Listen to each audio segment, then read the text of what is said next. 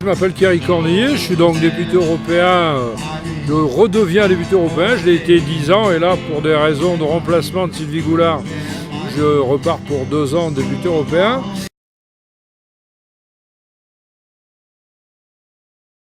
Je suis venu à Fréjus pour une raison tout à fait claire, c'est la fête de l'Europe le 9, donc le 5. Et en plus, je prends un certain plaisir à venir défendre l'Europe et ce qu'elle peut apporter dans une ville où ce n'est pas nécessairement la vie des élus municipaux.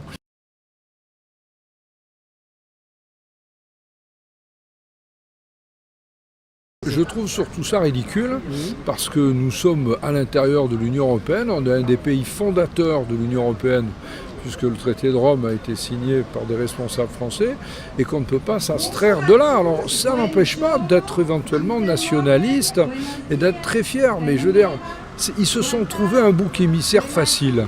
C'est beaucoup plus facile de critiquer l'Europe, c'est vrai qu'elle ne sait pas bien se vendre, c'est vrai qu'on ne sait pas trop ce qu'elle fait. Donc c'est en fait plus un argument de campagne qu'un vrai raisonnement politique.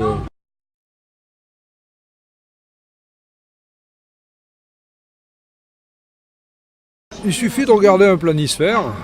Vous voyez la Chine, 1,3 milliard, l'Inde, la Russie, les États-Unis, le Mercosur, et puis vous regardez au-dessus la France, 63 millions d'habitants. Si on pense qu'on boxe dans la catégorie, on se trompe. Par contre, quand vous faites toute l'Union européenne, là, non seulement on boxe dans la catégorie, mais on est premier de la catégorie.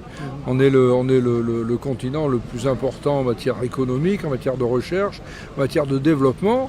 Et là, les Chinois, les Américains, les Indiens, ils nous considèrent de notre œil que si on arrive comme seul Français. Et j'ai la fierté d'être Français comme d'être Européen. Je ne considère pas que ce soit incompatible, au contraire. C'est même totalement cumulable d'être les deux, à la fois pour des raisons d'évidence, d'avenir, mais aussi pour des questions de civilisation, de valeurs communes.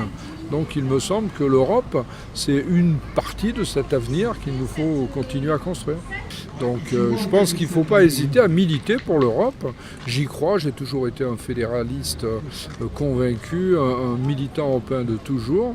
Et je reste persuadé que pour nous, pour mes enfants et mes petits-enfants, c'est la solution d'avenir qu'il faut encourager.